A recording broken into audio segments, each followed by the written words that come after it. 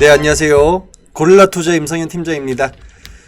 오늘 우리 시장은 개별 모멘텀에 따라서 상한가, 하한가 등 좀 희비가 엇갈리는 시장이었습니다. 지수 또한 정강 후약이 약 장세를 보였고요. 코스피가 1%대, 코스닥이 2%대로 급락 마감했습니다. 2월 중순 이후로 좀 주식시장이 하루 급락, 하루 급등, 연일 반복되다 보니까 많은 개인 투자자분들이 스트레스를 좀 심하게 느끼는 요즘인데요. 시장은 안 좋은데 매일같이 급등하는 종목들이 속출을 하다 보니까 지금 같은 장세에서 좀 딱 다치기 쉬운 시장의 흐름이 아닌가 싶습니다. 최근에 주식을 시작하신 분들의 특징을 보면요. 좋아 보이는 종목, 좋다고 하는 종목들에 올인한 이후에 급등 나오면 땡큐, 급락 나오면 손절, 이런 좀 패턴을 지속하다 보니까요. 몇 번만 실패를 맛봐도 계좌가 단기간에 망가지는 그런 상황들이 벌어지고 있습니다. 이러한 장에서는 매매를 좀 많이 해서 좋은 게 아니라요.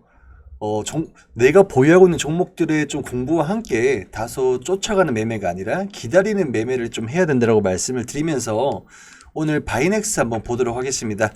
영상 본격적인 시작에 앞서서 구독, 좋아요 부탁드리고요. 여러분들의 구독과 좋아요가 저와 우리 시장에 큰 힘이 된다고 말씀을 드리겠습니다. 네, 오늘 바이넥스 볼 텐데요. 바이넥스가 장 막판에 하락폭을 좀 키우면서 1차 정적, 2차 정적까지 좀 키우면서 28% 거의 하한가로 마감을 했습니다. 제가 바이넥스는 작년에 업사이드 충분히 열려있는 기업이라고 말씀을 드리면서 한 50% 가량 좀 상승을 했지만요. 2월 15일 고점이었던 38,800원 대비해서 현재 30%가 뭡니까? 반토막가이 나고 있는 그런 상황인데요. 바이넥스는 2월 중순부터 러시아 백신인 스푸트니크 V 관련 이슈로 급등세를 보인 이후에 단기 차익 매물 출회와 함께 좀 저점을 낮춰가다가 오늘 원료 용량 조작 관련 눈모가 돌면서 오늘 장중에 10%대 왔다 갔다 했지만요. 장 막판에 또 기사가 하나 뜨면서 시약처에서 바이넥스 의약품 6종을 판매 중지한다는 이런 기사가 뜨면서 1차 하락 VI, 2차 하락 VI까지 단기간에 좀 이제 주가를 빼면서 28% 이상 급락으로 마감을 했습니다. 이렇게 아무리 좋은 기업일지언정요. 기대감에 급등한 종목들이 실망감에 급락시키는 게 테마주의 속성입니다. 지금은 기대감으로 홀딩을 외치기보다는요. 단기 트레이딩 관점으로 좀 시장을 접근하는 것이 좋다고 말씀을 드리면서 바이넥스 좀 보겠고요. 일단은 지난밤에 이제 언론에 따르면 유명 제약회사 바이넥스라고 좀 일각이 됐죠. 이제 해열제와 우울증, 또 당뇨 치료제의 원료 용량을 조작해서 좀 판매한 것으로 드러났고요. 시장에서 바이넥스라고 좀 점치면서 좀 장중에 지지부진하는 흐름 보였지만요. 장 막판에 식약처에서 이제 바이넥스의 그 의약품들을 판매 중지한다는 그런 기사가 뜨면서 거의 하한가로 마감을 했습니다. 우선에 바이넥스는 케미컬 의약품과 바이오 의약품의 위탁 생산, 이제 CMO 전문 회사이고요.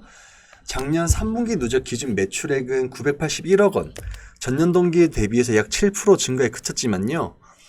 영업이익은 120억 원을 기록을 하면서 전년 동기 대비 56%가량 증가를 했는데요. 바이오 의약품 개발 증가, 그리고 기존 고객 임상 개발 단계 진척에 따른 공장 가동률 회복으로 좀 이익률 개선에 크게 기여를 했다라고 볼 수가 있겠습니다. 우선 CM 업체들 중에서도 삼성 바이오로직스와 같이 좀 대규모 설비를 보유한 기업들은 시장 상승과 더불어서 폭발적인 주가 상승세를 보였지만요. 바이넥스라든지 로터스, 캐몬 이런 중소형 CMO 업체들의 경우에는 상대적으로 시장 관심이 좀 덜 했었는데요. 하지만은 바이오 약품의 신약 개발 건수가 늘어남에 따라서 CMO 수요도 증가를 하고 있고요.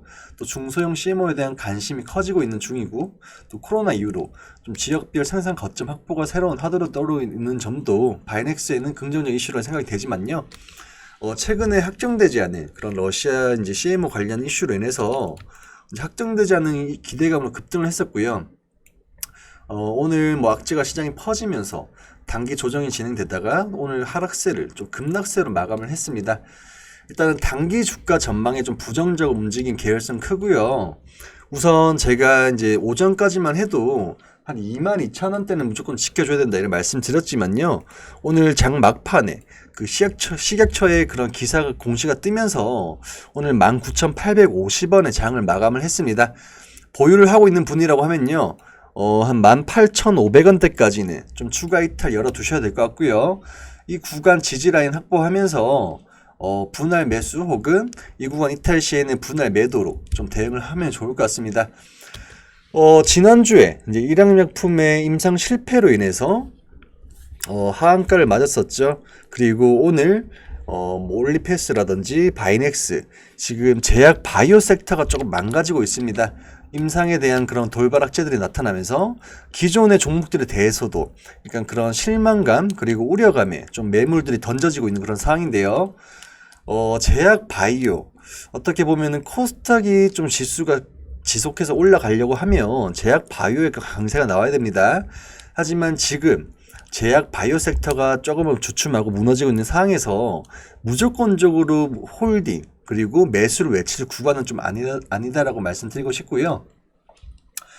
이렇듯 현재 시장은 펀더멘탈로 가는 종목도 있지만 이렇게 센티멘탈 이런 부분으로 좀 이제 크게 급락하고 있는 종목들 상존하고 있습니다. 그렇기 때문에 현 구간 리스크 관리 무조건 필요하고요. 지금 당장의 수익률에 현혹되지 말고요. 잃지 않는 투자로 꾸준한 수익 좀 챙겨가 보시면 좋을 것 같습니다. 매번 5% 10% 수익 먹고 팔았는데 엄청나게 급등하고 새로 산 종목들에 물리는 그런 패턴으로는 절대 큰 돈 벌 수 없고요. 우리 개인 투자자분들은 이렇게 좋은 환경에서도 그리고 좋았던 환경에서도 작은 걸 얻고 큰 걸 잃는 그런 소탐 대시를 그대로 행하고 있습니다.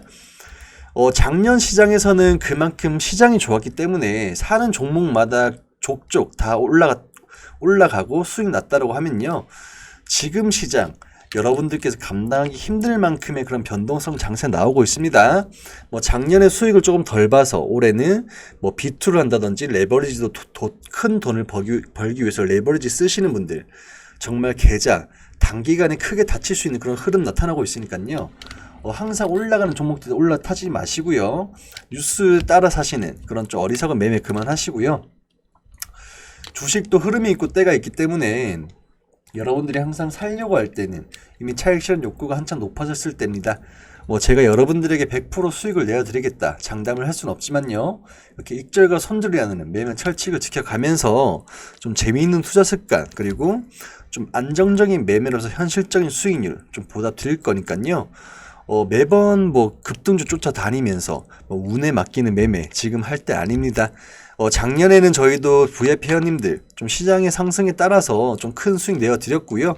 올해 시장에서는 시장 조정에 충분히 준비를 하면서 단기성 종목과 스윙 종목 좀 계좌 해저를 높이기 위한 그런 매매를 좀 하고 있습니다.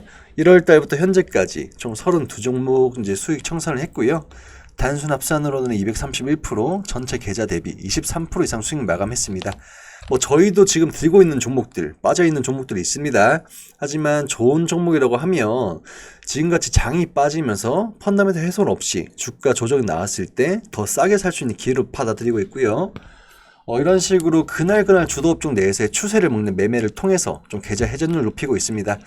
매번 혼자 고민하시고 혼자 스트레스 받지 마시고요. 올해 시장에서는 저희 고릴라 투자와 함께 조금 안정적인 매매를 통해서 잃지 않는 매매를 통해서 현실적인 수익 한번 챙겨보시면 좋을 것 같습니다. 저희 VIP 가입 원하시는 분들은 상단에 번호로 성함 하나 보내주시고요. 저희가 순차적으로 연락드리고 있으니까 매번 혼자서 이제 스트레스 받으시면서 그런 이제 매매하지 마시고요. 저희가 여러분들 대신해서 좀 현실적인 수익률로 좀 보답드리도록 하겠습니다. 이상 영상 마무리하겠습니다. 감사합니다.